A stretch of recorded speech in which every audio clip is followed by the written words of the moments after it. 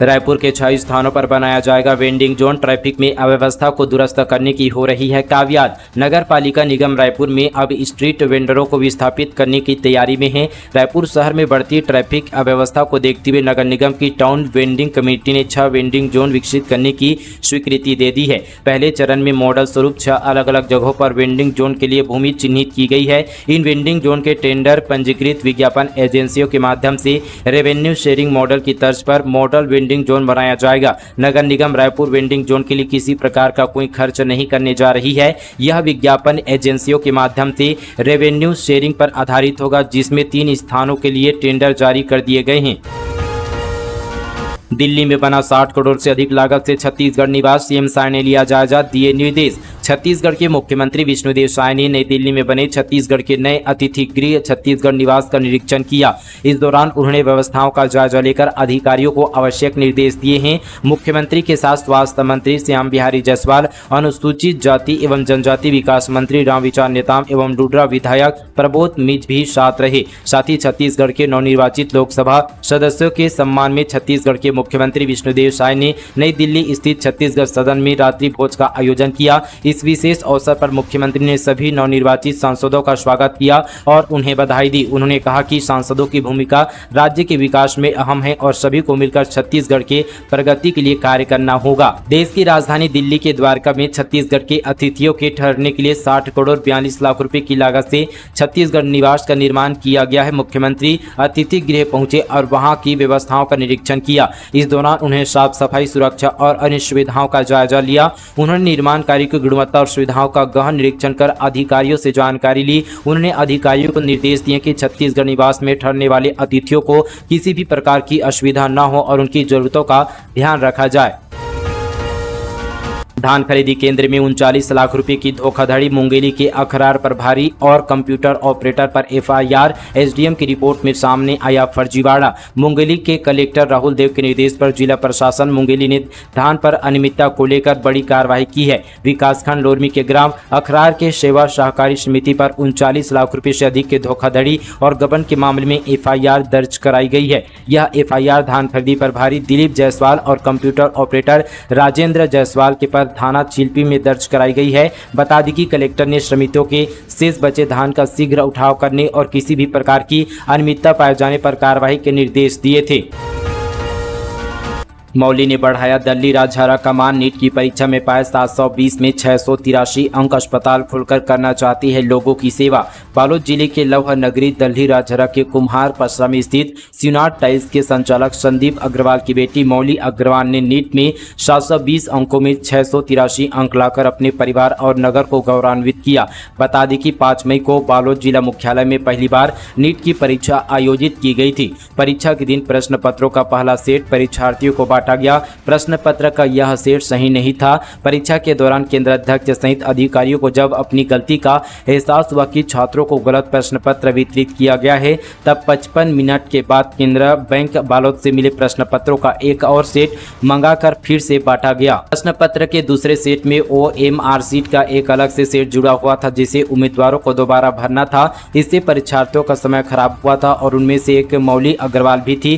किंतु डॉक्टर बनने का सपना संजोए पिछले 3 सालों से मेहनत करने वाली मौली ने हार नहीं मानी और पूरी तन्मयता से अल्प समय में ही अपनी परीक्षा दी और 720 में से 683 अंक प्राप्त किए। भूजल स्तर को बढ़ाने बन रहे वोटर रिचार्ज स्ट्रक्चर। राजनांदगांव के जनपदों का जल बोर्ड अधिकारियों ने लिया जायजा, नए जगहों के चयन पर चर्चा। राजनांदगांव जिले के जनपदों में घटते हुए भूजल स्तर को रोकने नए वोटर रिचार्ज स्ट्रक्चर का निर्माण हो रहा है। इसका जायजा लेने जिला पंचायत सीओ सुरुचि सिंह और केंद्रीय भूमि जल बोर्ड के प्रादेशिक निदेशक डॉक्टर परवीर कुमार नायक खैरागढ़ के पंचायतों में पहुंचे। बारिश के जल को ग्राम पंचायतों के स्तर पर रोककर भूजल में वृद्धि करने का काम किया जा रहा है। केंद्रीय भूमि जल बोर्ड रायपुर की टीम मौके पर पहुंचकर तकनीकी मार्गदर्शन दिया। यह काम मनरेगा, स्वच्छ भारत मिशन, कृषि, वन और जल संसाधन विभाग की ओर से किया जा रहा है। रायपुर पुलिस ने मध्य प्रदेश से अंतर्राज्यीय हथियार तस्कर को किया गिरफ्तार। लॉरेंस बिशोई अमन गैंग के शूटर को सप्लाई किया था हथियार। रायपुर पुलिस ने बीते 26 मई को छत्तीसगढ़ के 2 कारोबारियों की हत्या की प्लानिंग को विफल करते हुए लॉरेंस बिशोई और अमन साहू गैंग के गिरफ्तार कर 4 शूटरों को गिरफ्तार किया गया था। इस मामले में अब तक कई खुलासे हो चुके हैं। इस बीच रायपुर पुलिस ने इन शूटरों को हथियार सप्लाई करने वाले एक अंतर्राज्यीय तस्कर को मध्य प्रदेश से गिरफ्तार किया। Raipur police crime SSP Sandeep Mittal ने पूरे मामले का खुलासा किया है। बृजमोहन देंगे इस्तीफा, साय कैबिनेट में नया मंत्री जल्द। अमर, अजय, मुनत और रेणुका के नाम की चर्चा, चौंका सकती है बीजेपी। रायपुर लोकसभा सीट से भारी मार्जिन से जीत के बाद बृजमोहन अग्रवाल अब मंत्री और विधायक पद से जल्द इस्तीफा देंगे। इसके साथ ही कैबिनेट में खाली हो रहे मंत्री पद के लिए दावेदारों के नाम की चर्चा भी शुरू हो गई। इसमें पूर्व मंत्री अमर अग्रवाल, अजय चंद्राकर, राजेश मुनत के नाम है। वहीं केंद्रीय मंत्री रह चुकी रेणुका सिंह का नाम भी चर्चा में है। कोरबा में 800 परिवारों का सपना होगा पूरा, लॉटरी से मिलेगा फ्लैट। प्रधानमंत्री आवास योजना के तहत दादर खुर्द बस्ती के समीप बनाए गए फ्लैट का इंतजार कर रहे लोगों का इंतजार अब जल्द खत्म होने वाला है, क्योंकि आचार संहिता की बंदी से हटने के बाद नगर निगम ने आवंटन की तैयारी शुरू कर दी है। 2784 फ्लैट में से तैयार 986 फ्लैट के लिए 7 मार्च तक आवेदन मंगवाए गए थे। इनमें से करीब 1500 से ज़्यादा आवेदन मिले, जिनमें से करीब 800 आवेदन पात्र मिले हैं।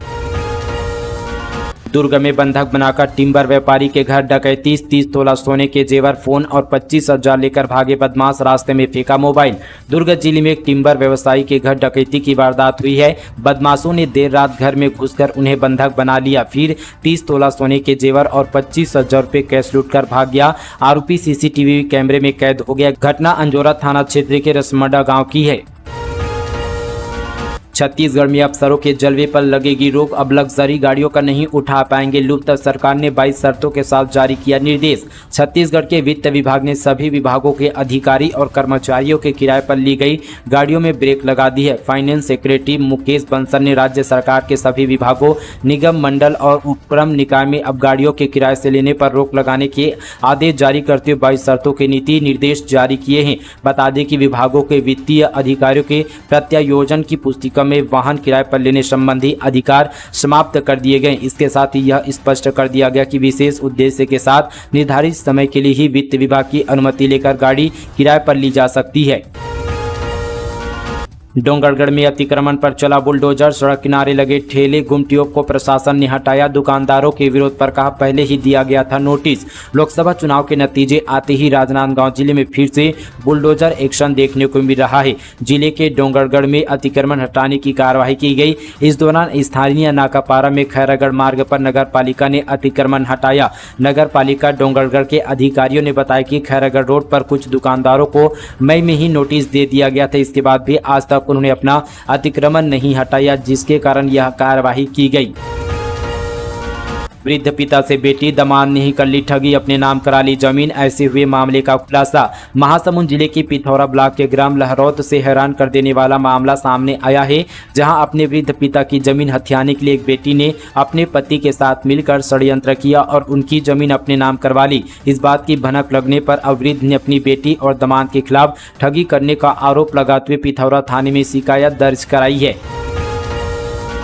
कांग्रेस नेता विकास तिवारी और एनएसयूआई कार्यकर्ताओं पर एफआईआर किए। पीएससी स्कूल में जबरदस्ती घुसकर स्टाफ से गाली गलौज और हंगामा करने का लगा आरोप। रायपुर में कांग्रेस नेता विकास तिवारी समेत 2 एनएसयूआई नेता कुणाल दुबे और हेमंत पाल के खिलाफ राजेंद्र नगर थाने में एफआईआर हुआ है। कृष्णा किड्स स्कूल प्रबंधक का आरोप है कि इन्होंने स्कूल के अंदर जबरदस्ती घुसकर शिक्षा विभाग और संस्था के खिलाफ नारेबाजी कर स्टाफ को गाली दी। कृष्णा किड्स एकेडमी के एडमिनिस्ट्रेटर संजय त्रिपाठी ने शिकायत में बताया कि 6 जून की दोपहर एनएसयूआई कार्यकर्ता स्कूल परिसर में जबरदस्ती घुस आए। उस दौरान स्कूल के हेडमास्टर समेत स्टाफ मौजूद थे। विकास तिवारी और उनके साथ पहुंचे लोग संस्था के खिलाफ नारेबाजी कर रहे थे, हंगामा करते हुए गाली गलौज भी दी। पिछले कुछ दिनों से कांग्रेस नेता विकास तिवारी और एनएसयूआई के कार्यकर्ता गैर मान्यता प्राप्त प्राइवेट स्कूलों के खिलाफ कार्रवाई करने को लेकर आंदोलन कर रहे हैं। विकास तिवारी का आरोप है कि शहर में कृष्णा किड्स एकेडमी की ओर से सुंदर नगर, राजेंद्र नगर और शैलेंद्र नगर में जो स्कूल चलाई जा रही है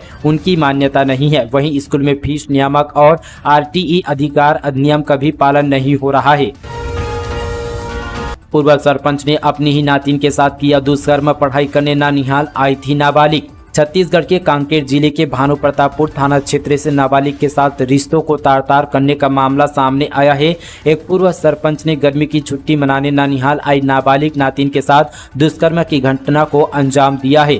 थाना प्रभारी अमित पद्मशाली से मिली जानकारी के अनुसार नाबालिग अपने नाना नानी के घर गांव रानवाही में कक्षा 6वीं से पढ़ाई करने के लिए आकर रह रही थी। कुछ दिनों के बाद आरोपी नाना की नाबालिग नातिन पर नियत खराब हो गई। आरोपी के बहलाने फुसलाने पर नाबालिग आरोपी के संपर्क में आ गया। वही नाबालिग लड़की ने कक्षा 10वीं की पढ़ाई पूरी करने के बाद अपने घर लौट गई और पढ़ाई छोड़ दी, जिसके 1 साल बाद आरोपी नाना ने नाबालिग को बहला फुसलाकर अपने साथ भगाकर ले आया। इस शर्मनाक कृत्य की जानकारी मिलते ही नाबालिग के परिजनों ने भानु प्रतापपुर थाने में मामले की रिपोर्ट दर्ज कराई। पुलिस ने पॉक्सो एक्ट के तहत मामला दर्ज कर आगे की कार्रवाई पर जुट गई है।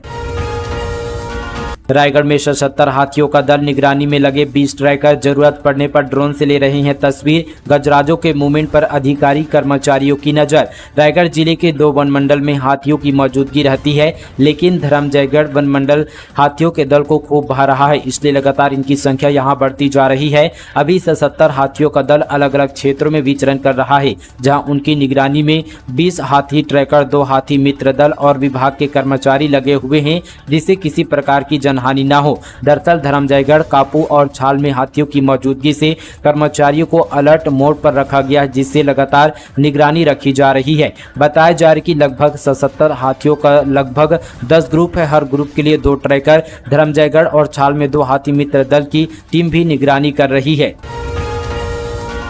अनुपस्थित कर्मचारियों को कारण बताओ नोटिस। मरवाही में कलेक्टर ने लंबित राजस्व प्रकरणों को 19 जून तक निराकृत करने के दिए निर्देश। गौरेला पेंडा मरवाही जिले के कलेक्टर लीना कमलेश मंडावी ने मरवाही क्षेत्र का दौरा किया। इस दौरान उन्होंने कई कार्यालय और सामुदायिक स्वास्थ्य केंद्र का जायजा लिया। कलेक्टर ने कार्यालय खुलने का समय, कर्मचारी की उपस्थिति देखी और साफ सफाई रखने का निर्देश दिया। कलेक्टर लीना मंडावी ने न्यायालय, अनुविभागीय अधिकारी, तहसीलदार एवं नायब तहसीलदार के कोर्ट में राजस्व केस की भी जानकारी ली। बड़ी संख्या में प्रकरण लंबित होने पर नाराजगी जताते हुए सभी केस को 19 जून के पहले निराकृत करने के निर्देश दिए हैं। बेरोजगारों के लिए बड़ी खुशखबरी, 1220 पदों पर निकली भर्ती। स्थानीय जिला रोजगार एवं स्वरोजगार मार्गदर्शन केंद्र तथा मॉडल करियर सेंटर के संयुक्त तत्वाधान में मंगलवार 11 जून की सुबह 10 बजे से दोपहर 3 बजे तक लाइवलीहुड कॉलेज डोंगरी पारा कोंडागांव में प्लेसमेंट कैंप का आयोजन किया जाएगा। इस प्लेसमेंट कैंप के माध्यम से 1220 रिक्त पदों पर पात्र अभ्यर्थियों का चयन किया जाएगा। सरगुजा जिले के सरकारी अस्पताल में फर्श पर डिलीवरी, दर्द से कहराती रही गर्भवती मितानी ने कराया प्रसव, बोली नहीं थे डॉक्टर और नर्स। अंबिकापुर के उप स्वास्थ्य केंद्र नवानगर में गर्भवती की डिलीवरी फर्श पर कराई गई। अस्पताल में डॉक्टर नर्स नहीं होने के चलते मितानी ने जमीन पर लिटाकर प्रसव कराया, जिसके यहाँ पर वीडियो भी सामने आया है। जानकारी के मुताबिक दरिमा के नवानगर ग्राम पंचायत की 25 वर्षीय गर्भवती को जब प्रसव पीड़ा शुरू हुई तो मितानी ने बीती सुबह 9 बजे नवानगर उप स्वास्थ्य केंद्र ले गई। उस समय अस्पताल में न तो कोई डॉक्टर थे और न ही नर्स।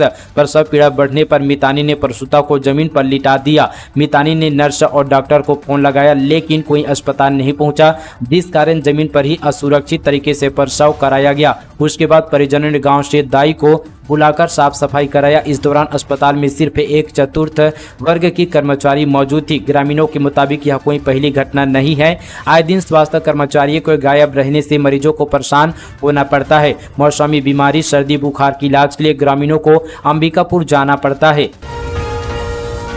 मनेंद्रगढ़ में इलेक्ट्रॉनिक गोदाम में चोरी का खुलासा, 3 आरोपियों को घेराबंदी कर पुलिस ने पकड़ा। एलईडी टीवी, होम थिएटर समेत कई सामान किए जब्त। मनेंद्रगढ़ चिरमिरी भरतपुर जिले में इलेक्ट्रॉनिक गोदाम में हुई चोरी का खुलासा हुआ है। मनेंद्रगढ़ थाना पुलिस ने चोरी को सुलझाते हुए 3 आरोपियों को गिरफ्तार किया है।